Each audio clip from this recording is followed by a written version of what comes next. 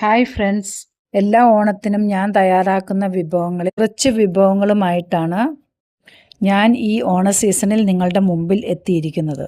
ഈ ഓണ സീസണിലെ ആദ്യ റെസിപ്പിയായ ഉള്ളിത്തീയലിലേക്ക് കടക്കാം.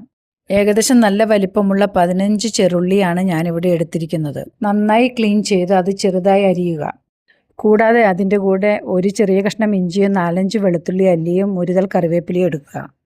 ഏകദേശം ഒരു നാരങ്ങയുടെ വലിപ്പമുള്ള വാളൻ പുളി കുറച്ച് ചൂടുവെള്ളം ഒഴിച്ച് കുതിർത്തി വെക്കുക. ആദ്യമായി നമുക്ക് തേങ്ങ വറുത്തരയ്ക്കാം.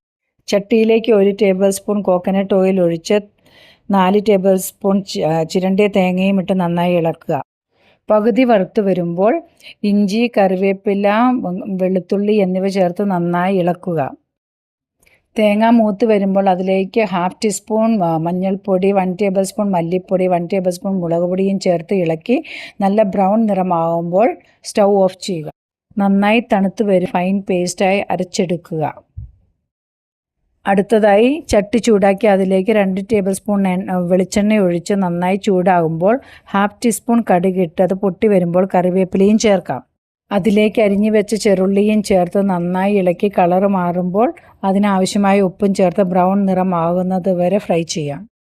നല്ല ബ്രൗൺ നിറമാകുമ്പോൾ അതിലേക്ക് അരച്ചു വെച്ചിരിക്കുന്ന അരപ്പും കുതിർത്ത് വെച്ചിരിക്കുന്ന വാളംപുളിയുടെ ജ്യൂസും ചേർത്ത് ആവശ്യത്തിന് വെള്ളവും ചേർത്ത് വേവിക്കുക.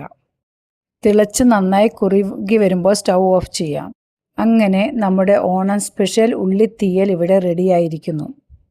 എല്ലാവരും ഈ വർഷത്തെ ഓണത്തിന് ഇതുപോലെ ഉള്ളിത്തീയൽ ഉണ്ടാക്കി ഫീഡ്ബാക്ക് അറിയിക്കണം. See you soon.